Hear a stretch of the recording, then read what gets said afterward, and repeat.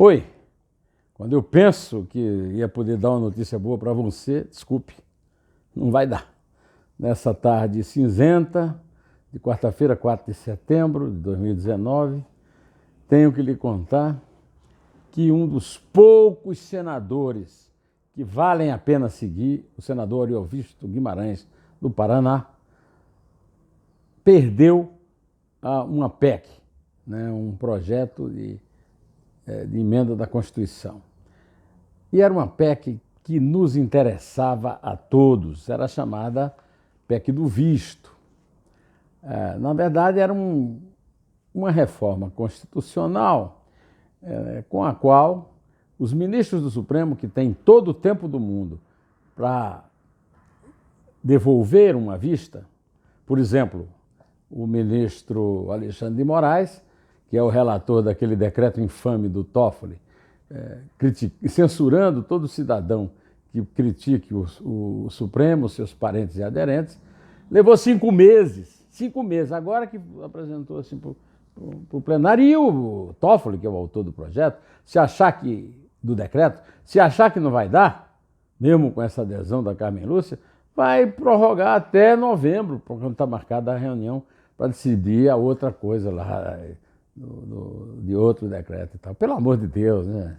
Pelo amor de Deus. Agora, 2 coisas que eu quero chamar a atenção aqui. Em primeiro lugar,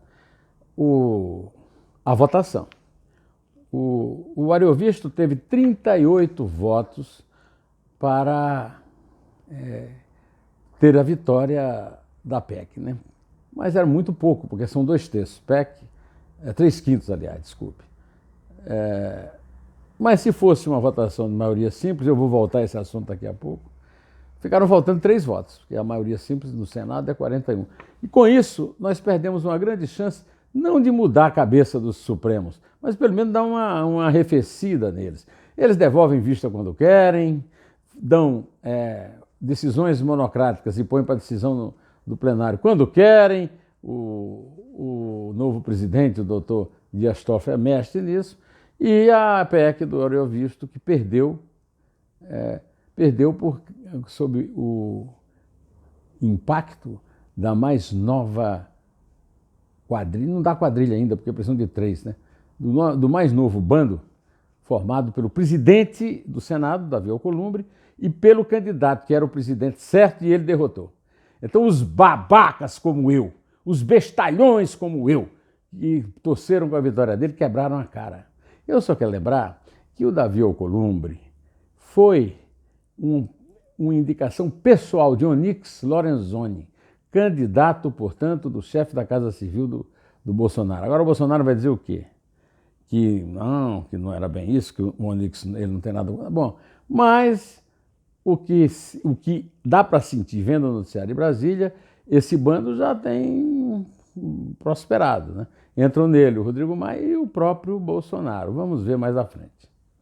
Pois bem, momentos antes de descer a rampa na companhia de Sérgio Moro para a sala de eventos, onde eles participaram de uma solenidade, o presidente Bolsonaro e o ministro, segundo Tânia Monteiro, uma repórter que cobre muito bem o Palácio do Planalto para o Estadão, é muito bem informada, tinha quebrado o pau, né, com o Moro, o Bolsonaro e o Moro, né?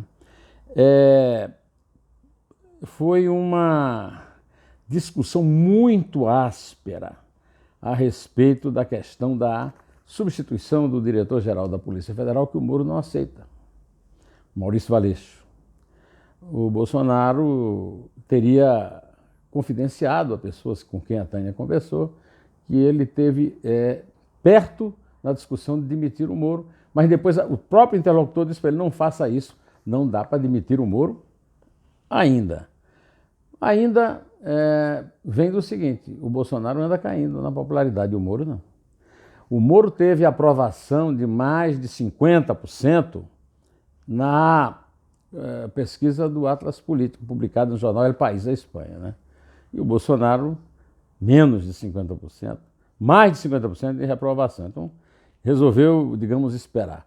Quanto à permanência do Moro, eu achei brilhante o artigo da minha amiga Dora Kramer, na revista Veja, em que mostra por que o Moro, maquiavelicamente, não quer sair agora, mesmo que ainda queira, lá no fundo, na sua cabeça, disputar como candidato favorito à eleição de 22 contra o Bolsonaro, que não encontrou adversário à altura, mas está descendente em matéria de popularidade. Está mantendo muito firme a direita, mas está perdendo muita adesão entre os contra a corrupção e os antipetistas, né?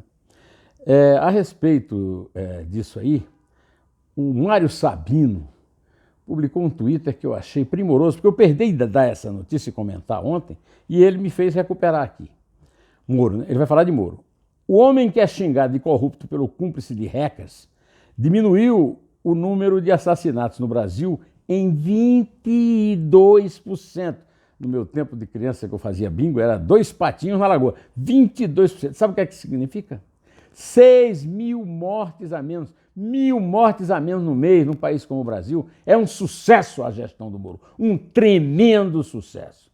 E aí o Bolsonaro disse ao Moro, segundo depois contou aos repórteres da Folha que deram o resultado da conversa em manchete na edição de hoje, né, que comentou com o Moro a respeito das pretensões do Moro a ser candidato a presidente.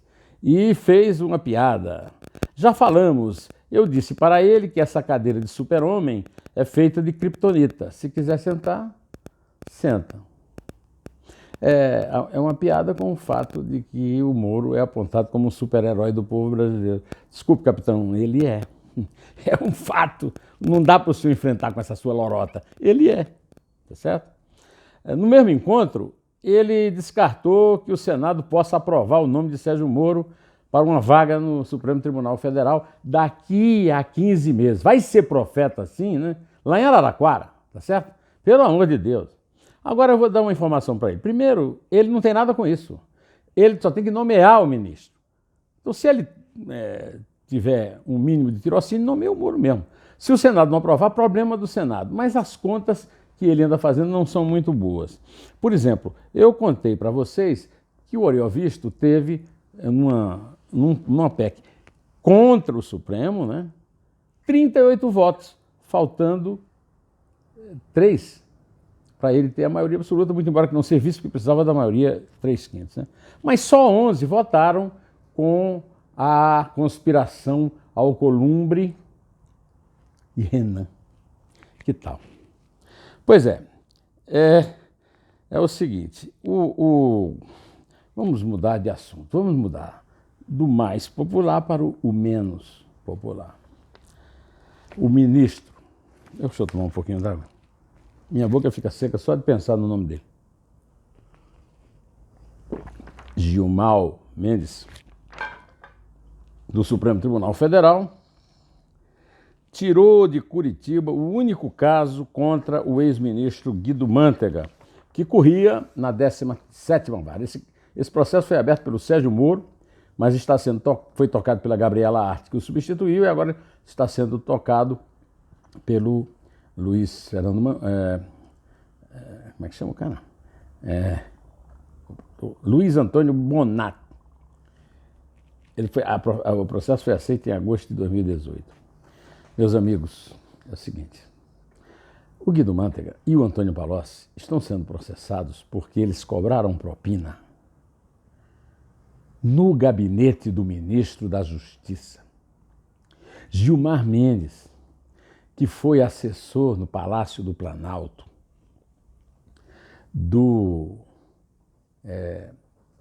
Aloísio Nunes Ferreira e depois do próprio Fernando Henrique como advogado-geral da União, devia saber que aquele lugar é um lugar sagrado, é um lugar...